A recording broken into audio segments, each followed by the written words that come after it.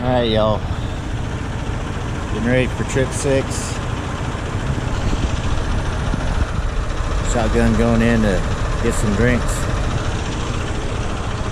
Just unloaded everything from the car into the truck. That's why I'm huffing and puffing. So, park the car, do my pre-trip. I filled up with gas last trip on the way home, so I'm 3/4 full. It's enough to make it all the way to Missouri. That's where we're going, Dollar General again. So get my pre-trip done and we're gonna get on the road. And I'll be back at you probably when we arrive at P&G in Lima. And I get back with you and talk a little bit about Uber Freight, pros and cons, and talk a little bit more about some of the other load boards.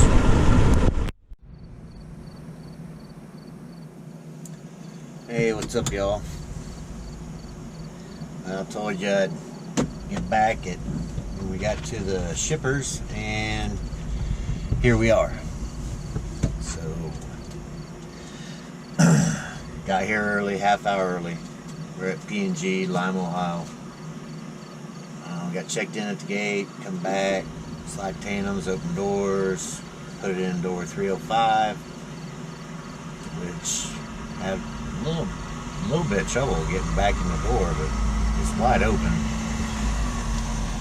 I think sometimes it's harder to back in when it's wide open because you got fewer, reference points to get your trailer straight. But anyway, got it in, dropped it, put the trailer dolly under. Came over here and parked. Now we sit here and wait for them to call me and tell me I'm loaded. I can go hook up and head back to the gate. This is usually a pretty decent facility. Lady at the gate this time was a lot more polite than the guy I had last time. But they're always pretty decent here. But this is an Uber Freight load, and I've been hauling now 2 months for Uber Freight. So I'll tell you a little bit about Uber Freight and what I think of them. And I really don't have that much negative to say about Uber. There are pros and cons. I took the advice of Sammy at Makes Sense and Justin at Just Trucking. They said when you first get your authority, Uber Freight's really the only place that'll touch you. I haven't tried any other load boards yet. I have been on the 123 load board, which I'm probably going to cancel because it's just not user friendly and it doesn't have a lot of volume. I'll probably sign up for the DAT load board. I'm going to call them and make sure that I'm not going to have any trouble booking loads. Only being 2 months in, I might have to go with another, like Truckers, what's that one? One's Convoy, JB Hunt, CH Robinson, here's another one, Trucker Path or something like that, Trucker's Edge. There are a bunch of load boards, but Uber's nice in that their rates are pretty good. It's easy to book load. Their mobile app is extremely user friendly. Very easy to navigate. Book a load. You can communicate with them completely through the app. You don't have to call them all the time unless you have a breakdown or some extenuating circumstance like that. The pay is easy. You send them a proof of delivery. You take a picture. You hit send. They've confirmed it every time for me except once, which I just retook the photo and sent it again. And it's confirmed. And depending on what day it is, money's in the bank. on Tuesday or Thursday. Direct deposit. You don't have to deal with brokers. You're not dealing with factoring your load. There's no quick pay. The money just goes in the bank. So that's pretty nice. And as far as booking loads with Uber, it's pretty easy for me to book a load out. So I'm at home, I'm on the app, I find a load I want. Most of them are at least a 50, 60 mile deadhead. There's nothing really too local, even though there's a ton of manufacturing in the area that I live. It's smaller. So most of the loads that I book that are from around where I live are here at P&G, or they're Anheuser-Busch in Columbus. And those loads are pretty easy to book because you've been home 2-3 days or however long. You can get on there, find one you like, the time you like, the rate you like. The biggest problem I have with Uber is trying to get back home, or booking loads that take me in the direction of going home. And it's just because they don't have the volume that the other load boards seem to have. So every time I'm really having to scroll through a lot of loads to find something that's going to get me close to home, and even then it's not close. It's usually at least 100-mile deadhead, if not longer. The loads that brought me home have delivered in Cincinnati, Toledo, in Michigan, south part of Michigan, Indiana. Just hard to find a load that gets me, close back to home in a time frame that I need to be there. And that's just volume. They don't have the volume. So I'm going to sign up for the DAT load board when we get home this time. Well, first I'm going to call. Make sure there are brokers there that are going to take me. I've been on their load board on a trial. There are a ton of loads within 20 miles of me on the DAT load board. But on Uber Freight, there's nothing within 50 miles.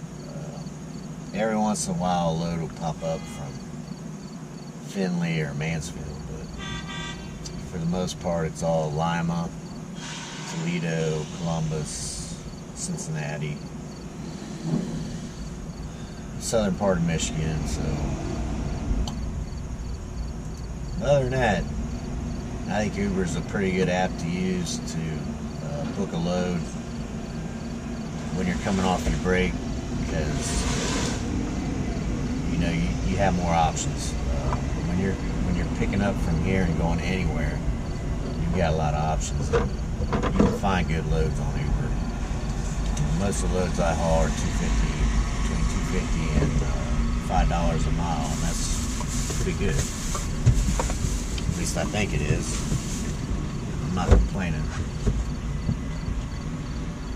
But we get loaded here, and then we're heading to Missouri again. I kind of like this load. It's a little heavy. It's always 45,000, but it's not 47,000 like they try to put on me at Anheuser-Busch. So we'll get this loaded and get down the road. And if we see anything exciting, we'll try to get it. And if not, I'll see you at the Dollar General in Fulton, Missouri.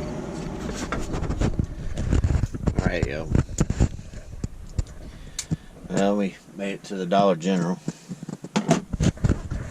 DC. This time it was a complete cluster. These spotters got Dollar General trailers dropped everywhere.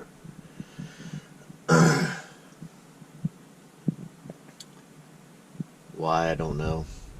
I don't know if they are doing it on purpose or what, but I don't know if you can, how well the camera's going to pick it up, but you can see that Dollar General trailer right there.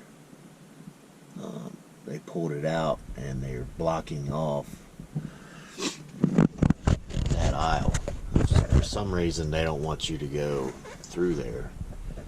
But if you look at the setup here, you know, last time I was here, I was in a dock farther down this way, and I was able to come through that opening there to get turned in that direction so I could alley dock, not have to do a blindside. This time they put me in a door farther down towards this corner here, and the spotters have that aisle right there all blocked off. They got that trailer pulled out.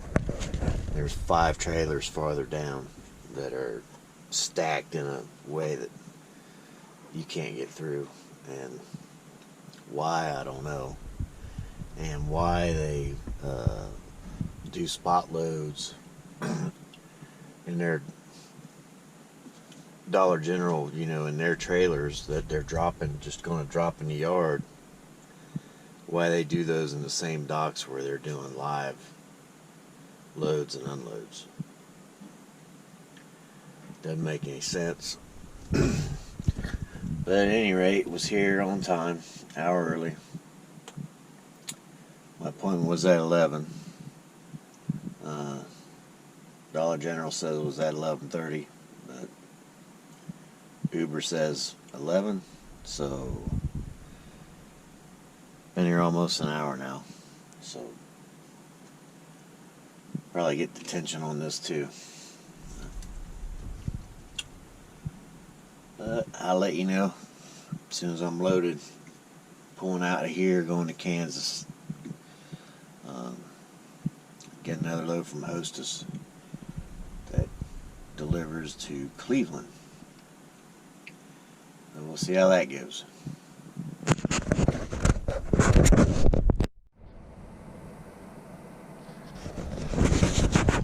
Hey, what's up, y'all? So I made it to Kansas to Hostess.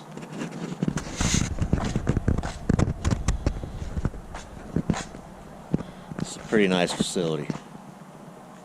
It's all brand new, and you can tell, look, the stuff ain't all tore up. But I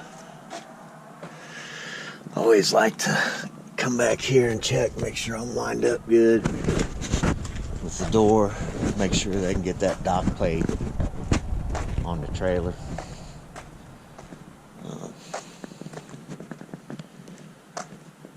Usually before I back all the way in, I get the doors open, I get lined up with the hole, get back in there, open my doors, and then I'll kind of walk around the back a little bit. Sometimes they got busted pallets and stuff laying outside where you're backing up, and I just kick that stuff out of the way. If there's a dumpster nearby, I pick it up and throw it away, but you don't want to back over nothing. Even some of the seals. Oh yeah, we're in for good deal. Some of the seals are metal, and the pin ones, a lot of them are plastic, but like Anheuser-Busch uses these things that looks like a bolt. You actually need bolt cutters to cut the seal off. So you want to look out for those too. I mean, you don't want to pick one up in your tire and then lose a trailer tire halfway down the road. But yeah, it's cold. I don't know what happened to the weather. Yesterday I was sweating. Today I got a sweatshirt on. You can see this place is wide open. It's real nice. I really like this though too. Pays good, and it's light because it's mostly cupcakes and Twinkies. Get up in here.